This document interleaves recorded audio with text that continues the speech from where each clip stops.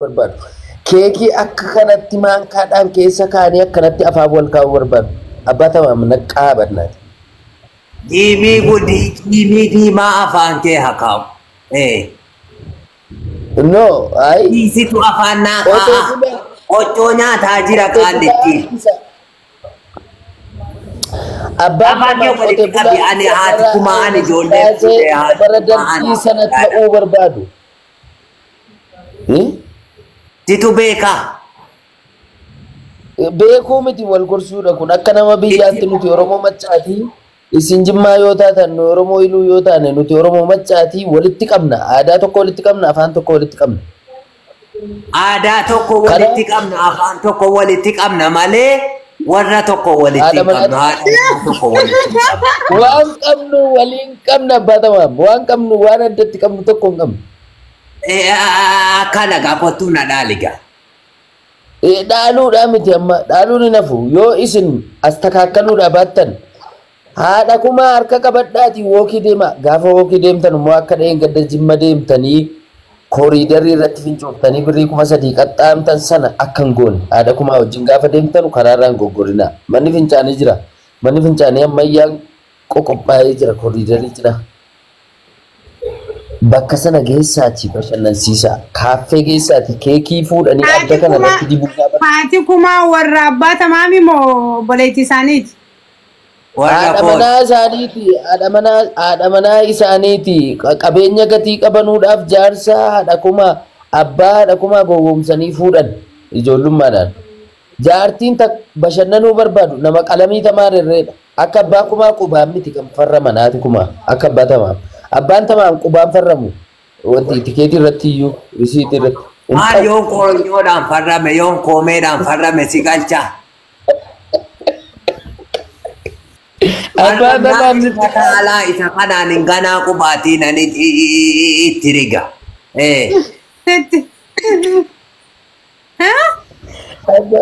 abbaan tamaam booda kana mana bulaan jiranii haati kumaa fiqirii barbaadu bashannanuu barbaadu kaaffee deemuu barbaadu konkolaataa ammayyaa keessa taa'uu barbaadu abbaan tamaam fardaan Oi, abbaa tamaam alittee waa gaafadhuu hin danda'a? Gaafadhu. Ayyee. Alittee? alittee miti aleeksidha maqaan koo No, alittee dhaati. Alexiidha? Alex, okay, Alex. Ati bultii warra namaa bulchuuf immoo maaliif si dhibe waa'een isaanii? Kopheen isaan uffatanii fi kaaffeen isaan deeman maal si yaachise? Kan. Yeah. Itti naayin. Maal si yaachise? haadha kumaatu waliin haasofne abbaa tamaam kana nan jaalladha haadha kumaa harka isaanii irraa nyaadheeraan qixxaa qottootiin raafuu naa kennanii guyyaa tokko mana isaaniitti himeera abbaa tamaamittis otoo isaan qixxaa kana naa kennanii deebi'anii dallaan gurdii isaanii irratti qabeerraa tarsaasee jennaanan waan tokko tokko arge Irratti qabee haa tarsaasa. Waan tokko tokko arge? ergasii haadha kumaa kana jaalladheeni itti dhiyaadhe akkuma maatii ta'u waliin jiraadha haati kumaa nama bashaasha akkam beeku Wanta ati nama argite waanuma oi Alexi wanni ati argite waanuma abbaa qabu argite waan abbaan hin jirre seeteere kanatti hawwite ati. lakkii kaa ijji waanuma agartuu laalti qalbii waanuma argitu hawwiti tarii hawwiin koo sirrii ta'uu dhiisuu danda'a fedhiiniif ammayyummaan haadha kumaatiif abbaa tamaam fardaaf samiidha lafaaf samiidha walirraa fagoodha abbaan tamaam ammayyuu bottii lafarra harkisuu fardaan gulufuu taaziyaa namaa deemanii guyyaa lama bulu kana baran haati kumaa garuu laalle oi waa tokko sitti Alexi dubbii fiddeetta yoo siifi abbaa tamaam yoo wal bira laalle abbaan tamaam sibira Michael Johnson fakkaata abboleessoo maal taate muudii akkanarraa dhiis isuma poottii uffatee imaamaa wayii hidhatee jiru abbaan tamaam mudiin isaa mudiin isaa warra Ameerikaa fakkaata artistoota gurguddaa addunyaa Ameerikaa Michael Johnson kajaam beeyta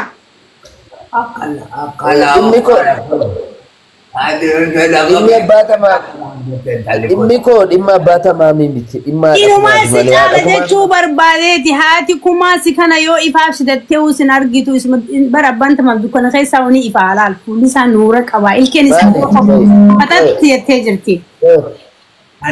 Nasra haadha abbaa tamaa mirraa shaaffadaa tamoo akkami qalbiitti si qabe abbaa tamaa miti. Lakki ati tani abbaa tamaa mirratti haadha kumaa hawwituun likki si galchaa jiraan. Sitti akka yoon argarre abbaa tamaa kana laali sirri jechuu barbaadeeti fuula isaa keessa. No, atumti mataan kee qalbiin kee abbaa tamaan bira jira. Itti si himna yoo rakkoon jiraate isaan amma jimmaan baay'ee wanti adda godhu jimmaa wanti adda godhu yeroo tokko saawudii fakkaatti jimmaan dubartoota 2-3 fuuchuu 4 fuuchuu kana sin eeyyamtiif yoo qalbiin irraa si cabe itti si himna. Haati kumaas nama taradda'uudha baay'ee. Abbaan tamaa ati kaayyoon kee babaalem baay'eetiin maa'um abbaa kumaa fi haadha kumaa fi abbaa tamaa madda baasteetu kumee haadha kumaa laaluuf karoorri kee kanaaf kana yaadde. Adda baasuudhaan immoo adda baasuudhaan kan Kurbattiin kuni morma baasuudha. Morma natti baasaa jirti. Abbaa tamaa Nasraa Gursum jechuun nama booniyyeedhaa fi Ustaaz Maamad Bayyaan adda baasedha. Laayivii irratti fide. Anaa miti. Namni muuxannoo akkasii qabu Nasraa Gursumi. Baatii tokko guutuu dhimma Ustaaz Booniyyee maalan jedhee Ustaaz Maamad Bayyaanii fi Booniyyee asirratti akka dheeratu kan godhe Nasraa Gursumi. Namoonni tokko gaafa dubbatanii Nasraa Gursum jara kana adda baastee mawwaacoo sassaabdee komishinii irraa nyaachuuf jedhanii haasaa turan hangaruu naasom sirraa haasa'iraa Nasraa. Qooyi waa tokko sitti hima obboleessoo dhimmi obboleessa kootii dhimma kooti dhimmi Maamad Bayyaan jechuun anarra namni itti aanu hin jiru abbaa fadheef mirga kana gad dandeesse nuti Ustaaz Maamad Bayyaan dhaggeeffadhu na fitachiisa. Ustaaz Maamad Bayyaan jechuun akka nama halaalaatti hin ilaalin anaaf ani Nasraan quba kana Maamad Bayyaan quba kana quba lamaan kana walitti aanu. Anaaf quba kana jidduu namni seenuu danda'u hin jiru. Dhimmi Mahammad dhimma kiyya jeetiin sammuu hawaasaatii fi sammuu obboleessa kiyyaatii fi sammuu intalaa tajjeeqamte ani hawaasa kiyya tasgabbeessee jira. Akkumaan ta'us akka maleen ta'us. Because wanti kuni waggaa lamatti waan dhiyaatu uummata Oromoo rabbashaa ture. Ani itti yaadeen viidiyoo osoon isaan hin qunnamnes dalagee jira. Yoo Mahammad Bayyaan yoo tana taate fuudhee nuti Mahammad Bayyaan mana maraataatti akka hiinu nama iyyata galfate keessaa nama tokko. Wallahi mana maraataa seenee Ustaaz Mahammad nuuf akka hidhamu baaba sheekameen biroo fi Ustaaz Jamaal Aliyyitti dhaamee jira. Ani dubbadheera. Oromoon aadaa qabna, safuu qabna. Akkasuma Oromoon Harargee nuti ummata kabajamaa, ummata guddaa, ummata safuu eeggatu, ummata dhugaan deemu, ummata muslimaati. Akkasuma namni kun Ustaaz waan isaaf hin taane ummata kiyya bakka bu'een jala ejjadhee qulqulleessee akka hawaasni fadhuttiin dubbii kana fixe malee bakka san seenuu barbaadeetii miti. Hiree bareedduu jallisee rakkoodhaan ummata kiyyarraa galataan qabaasitti aan guys. Intalli kun maal taate jettan mee afachaa sadii isaati. Isin kun maal taate? Qoy bakkatti goona abbaa tamaan bakkatti goona. Ada faate irraa fiixee qabe maaliif jala faan qabdeeteessa. Nasraan dubbii bareeda haasayaarti bar maaliifuu jennaan isitu adda baaseedhe namoonni hedduun haasayaa jiru waan ta'eef. Nasraa dhaggeeffadhu ani obboleessa keetii nama si jaalatu nama si kabaju aatii fi garuu haqa dubbachuu irraa dubbatti hin jedhu aatii fi Hamzaa jiisa kaayiroo jiru san aatii fi Hamzaan laayivii namni kumni kudha meeqa irra jiru irratti ani 100 siifan kennaati asirratti si hiike jedhiitii dubbadhu jedheen Maamad Bayyaanii. Naa qabadhu kan. Eeshi. Maamad Bayyaan tole nani kaa keessaan itti himeera jedhee ka'eeti. Kan biraan fuuchuu deemaa qarshii walitti nu buusaa innaan qarshii walitti bu'u an saantima 92 kennee saambadii qarshii hin danda'amu. Birrii keessan nuti keessaa baafnee jira maallaqa kan keessan Alex. Naa deebisa. Nade bisi an account ko sitan nan gaba Santi ta ci. sagaltami lama basne jirra banki gurba kaisa. Birrin ke birri halali miti janne basne jirra. sagaltamii lama galcheefi. Baafne bi hara mi janne basne malanni halalin ta'u. Na dhaggeeffadhu achi booda somebody qarshii 5 kennee somebody qarshii 10 kennee jennaan ustaas Maamad Bayyaan abdii kutateet waa'ee maallaqaa kanarraa Boqqolloo mala mala. booda akkamumatti qarshiidhaan hiikinaan jettu Amali xiyyataa tab jedhu waan kukkisni viidiyoo waraabde poosti godhe tokko jedhe lammata achi booda maaltu ta'ee ani yoos miiliyoona naa kennitan iyyuu Hamzaa jiitii fi Nasraatu gargar nu baasuudhaan irratti ati dogoggorri kee bakka kami beektaa? Laayivii irratti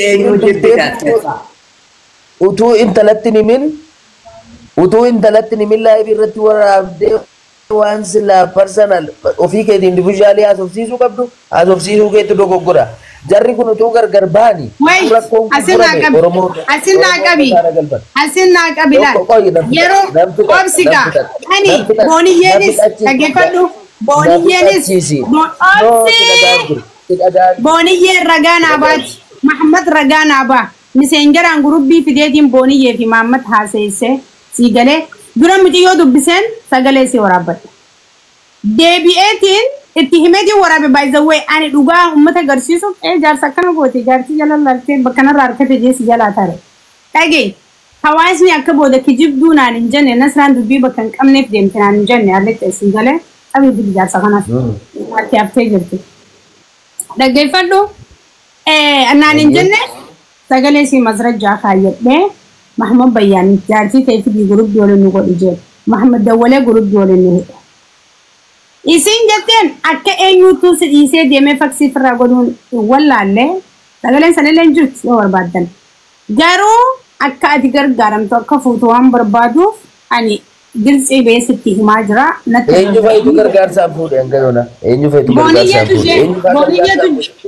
is okay kanaafi dhumattee jirti laalite kafeetan samiiriidan kafeetan waan feetan jetta wanti an godhe sheekkoota gammachiistee jirti ummata Oromoo gammachiistee jirti ati hawaasaa boqonnaa fudhachiistee jirti booniyyee fi Mahammad adda ba'uun halaaliyu wallahi ani Oromoon bar dalagaa dhabdee rakkachaa turte obboleessoo dhimmi isaanii kun waggaa lamatti waan dhiyaatu hawaasa jeeqaa tureen ani guyyaa takkatti daqiiqaa muraasatti furmaata fi jaallette namni waliin quudhu malee. Ustaas Mahammad fi booniyyee qofa miti kanatti gargar baaste dubbii ati namoota baay'ee gargar bahe. Murti guutuu fi qananiileen hawaasas kijibaa jiraniifin hawaasatti hime ani uummanni kun isin sobaa jira forjiidhiidha jee.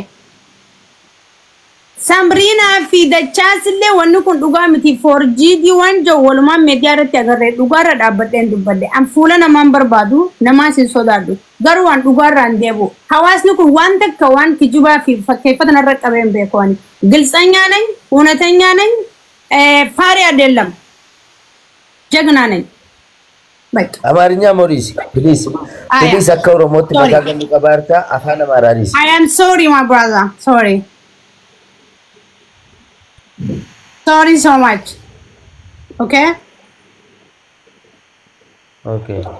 okay no stress thank you garafu namota wal jalata lama gidu inti tali way jalala qasamtu jalala kuno hedun nurratti hijra ani gafa ma na fatfati wali mufanne turre an haqabasi slice media kan radati mate amna mufatte turre gafa jalfati no fizileni senedi wonu kun duga mo kijibeje hati fate mal dimma khiyra goji ana tirratin barew